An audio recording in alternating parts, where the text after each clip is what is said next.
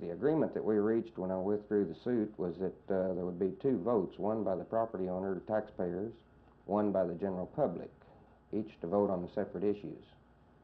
And how does the situation now differ from that? Now they have decided that the properly qualified taxpayers are everybody in the city, so there will be just the one vote. The two issues have been combined into one issue. Now you have some concern about an alleged Attorney General's opinion. What's that all about? Well, the Irving paper has quoted the Attorney General as saying that the lawsuit was without merit.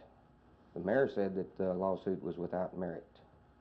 Since it concerned a specific charter violation, I don't see how it could be without merit.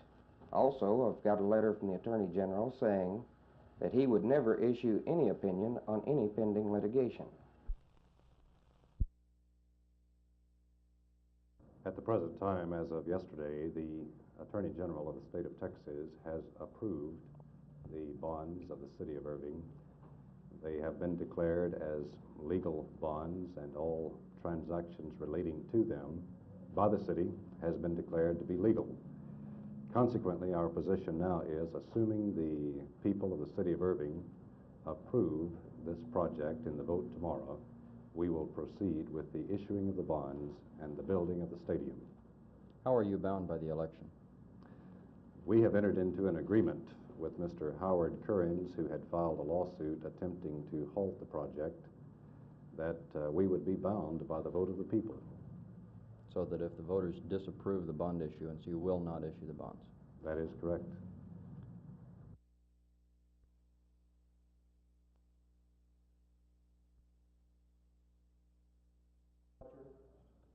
Distinguished members of the Senate. 6 years ago, I stood before you for the first time on this rostrum with a sacred trust so recently bestowed by the people of Texas, and together we started a journey high in purpose and spirit. Some of you may remember that I said on that day that we face times of dramatic change, requiring new vision and leadership as never before. And I said that I believe we could and would write a new chapter of achievement in the history of Texas. And today, we're all 6 years older.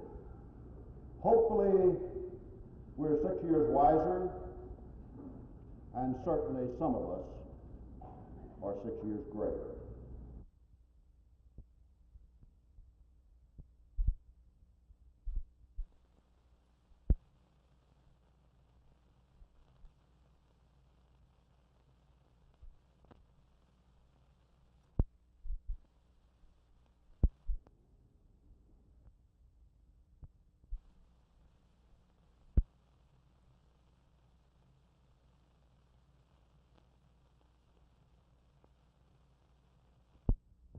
I did recommend, and I want to repeat and re-emphasize this recommendation today, that state budget law be amended to give exclusive responsibility for an executive budget to the incoming governor when administrations change.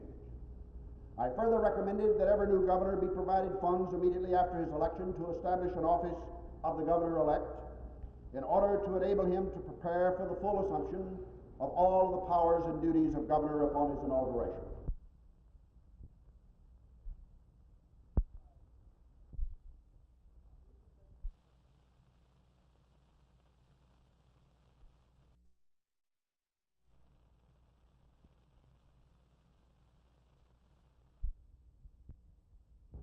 Nellie and I and our children are grateful to the people of Texas, whose faith, confidence, and support have sustained us throughout these 6 years. We are grateful for those of you in this chamber and those who preceded you, for your friendship, for your many kindnesses that we shall always treasure. The honor that has been ours in serving Texas shall remain forever as the highlight of our lives. Our tenure is ended, but yours goes on.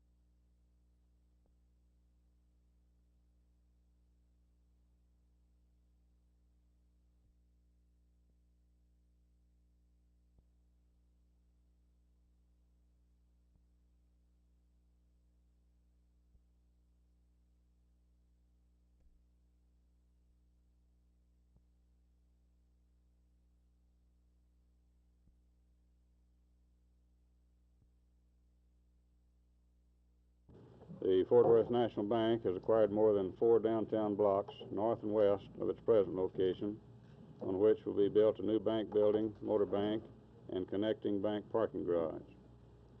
The property acquired by the bank is generally in the four blocks between 2nd Street and 6th, and between Throckmorton Street and Taylor Street, with the exception of the First Christian Church on 6th.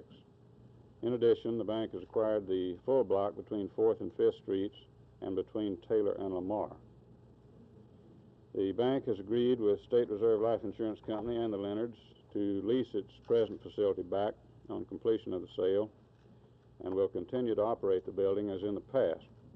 Terms of the lease are 36 months with options which may extend it until October 30th of 1973.